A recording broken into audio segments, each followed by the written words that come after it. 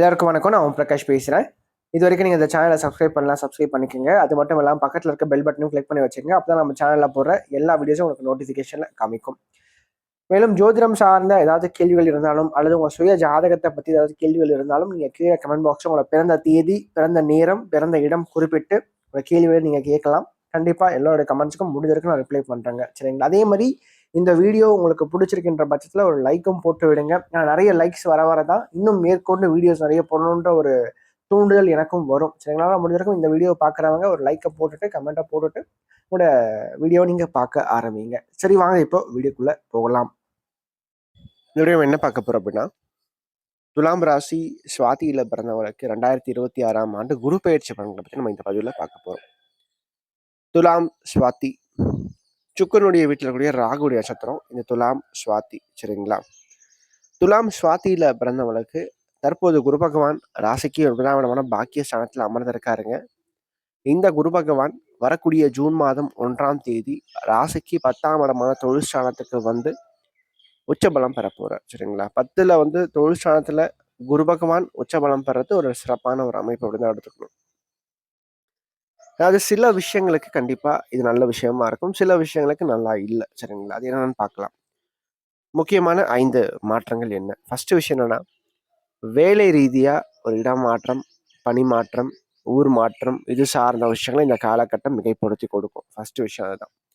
அதாவது ஒரு place of சேஞ்சை நீங்கள் கண்டிப்பாக எதிர்பார்க்க முடியும் இந்த காலகட்டத்தை பொறுத்த வரைக்கும். அது வேலை ரீதியாக, தொழில் ரீதியாக, பிஸ்னஸ் சம்மந்தப்பட்ட விஷயமா இருக்கலாம். அதே போல சொந்தமா ஒரு வீடு, மனை, வாகனம் சார்ந்த விஷயங்களை வாங்குறது, விற்கிறது, இது போன்ற விஷயங்களும் இந்த காலகட்டத்தில் கை கொடுக்கும். சரிங்களா? ஃபர்ஸ்ட் விஷயம் தான். 2வது, 11ஆம் இடத்துல கேது பகவான் அமர்ந்திருக்கார்.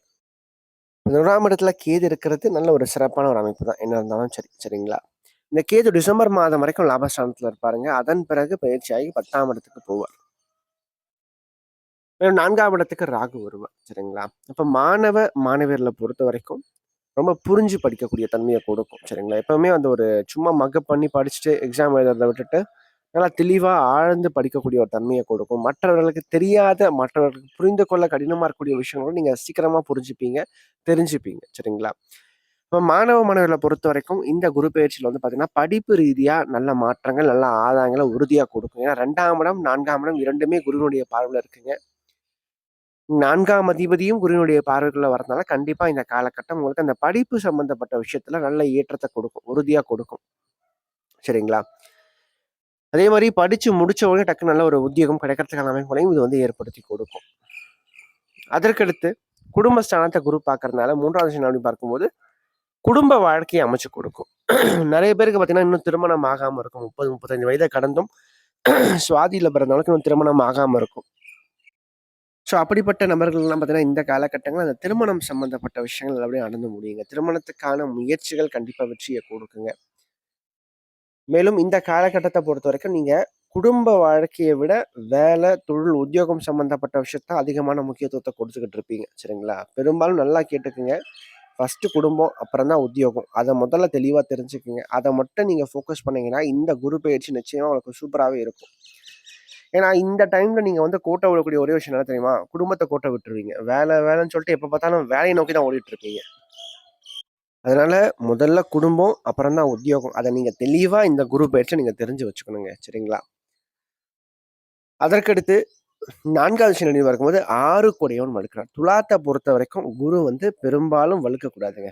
குரு வந்து துலா ராசிக்காரங்களை பொறுத்த வரைக்கும், துலா லக்னத்துல பொறுத்த வரைக்கும் எங்க இருக்கலாம்னு பார்த்தீங்கன்னா 3ஆம் இடத்துல இருக்கலாம், 5ஆம் இடத்துல இருக்கலாம், 9ஆம் இடத்துல இருக்கலாம், 11ஆம் இடத்துல இருக்கலாம். மற்ற எந்த இடத்துல குரு பகவான் அமர்ந்திருந்தாலும் கூட அது துலாத்துக்கு பிரச்சனை தான். 7ல கூட குரு இருக்கலாம், பிரச்சனை கிடையாது. ஏன்னா 3ஆம் இடத்தை பார்ப்பார். ஆனா மீதி எங்க இருந்தாலும் துலாத்துக்கு இந்த குரு பகவான் கெட்டவர் தான். சரிங்களா? ஏன்னா 6 குடைவன். சரிங்களா? அதே மாதிரி ரிஷபத்துக்கும் பார்த்தீங்கன்னா 8ஆம் அதிபதி, துலாத்துக்கு 6ஆம் அதிபதி. ஸோ நன்மை பெரும்பாலும் செய்ய மாட்டார், கடித்து கொண்டே நன்மை செய்வார். சரிங்களா? அதாவது துலாத்தை பொறுத்த வரைக்கும் குரு இயற்கை சுபரா இருந்தாலும் அவர் கெட்டவர் தான். சரிங்களா? அந்த வகையில பார்க்கும்போது 6 குடையவன் தன்னுடைய வீட்டை வலுப்பெற்று பார்க்கறதுனால இந்த காலகட்டங்கள் எப்படியாப்பட்ட ஒரு ஆளா இருந்தாலும் சரிங்க, கண்டிப்பா ஒரு வாட்டியாச்சும் நீங்க கடன் வாங்குவீங்க. கடன் இல்லாம இருக்க மாட்டீங்க. சின்ன கடன் வாங்கக்கூடிய சூழ்நிலைக்கு தள்ளப்படுவீங்க. அல்லது ஏதாச்சும் ஒரு வாட்டியாச்சும் இந்த ஒரு வருஷத்துல மருத்துவமனைக்காச்சும் போயிட்டு வருவீங்க.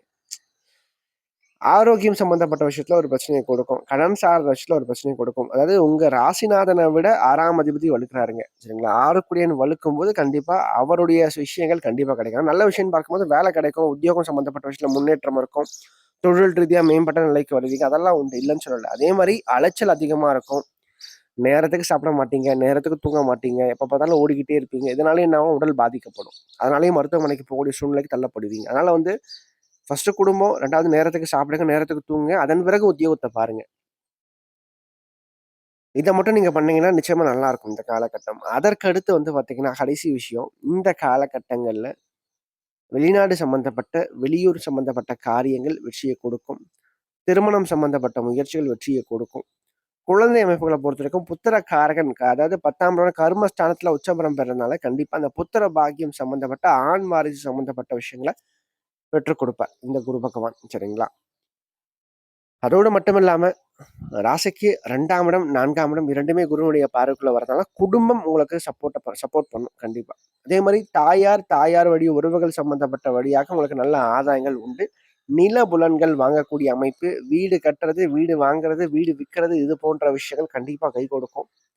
அது மட்டும் இல்லாம ஓரளவுக்கு இந்த காலகட்டத்த பொறுத்தவரைக்கும் 2வது பகுதி, அதாவது டிசம்பர் மாதம் பார்த்தீங்கன்னா, ராகு கேது பயிற்சி நடக்கும்போது, ராகு 4ஆம் இடத்துக்கு வருவார், கேது 10ஆம் இடத்துக்கு வரதுனால கண்டிப்பா 2வது பகுதியில கஷ்டங்கள் கொஞ்சம் குறையும். ஆனா என்ன ஒண்ணு, கொஞ்சம் இந்த காலையில ரொம்ப கஞ்சனா இருப்பீங்க. அதுதான் விஷயம். கேது குரு சேர்க்கை வந்து பார்த்தீங்கன்னா, கோடீஸ்வர யோகத்தலாம் குடுக்காது.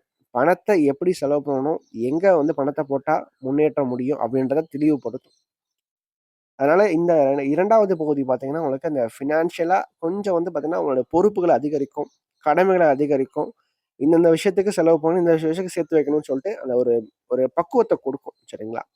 அதனால எதிர்கால தேவைக்காக ஒரு சேவிங்ஸ் சம்மந்தப்பட்ட விஷயம் மாரியான விஷயங்கள் நெறைய நீங்க தொடங்க போறீங்க, இந்த குரு பயிற்சிய பொறுத்தவரைக்கும்.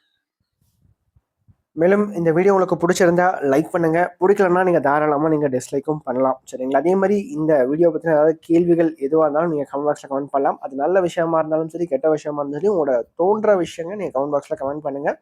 அது சரியா இருந்தா இன்னும் எனக்கு பூஸ்டப்பா இருக்கும். அது தவறான ஒரு இதுவா இருந்தா நான் அத திருத்திக்கிறேன். சரிங்களா? நன்றி, வணக்கம்.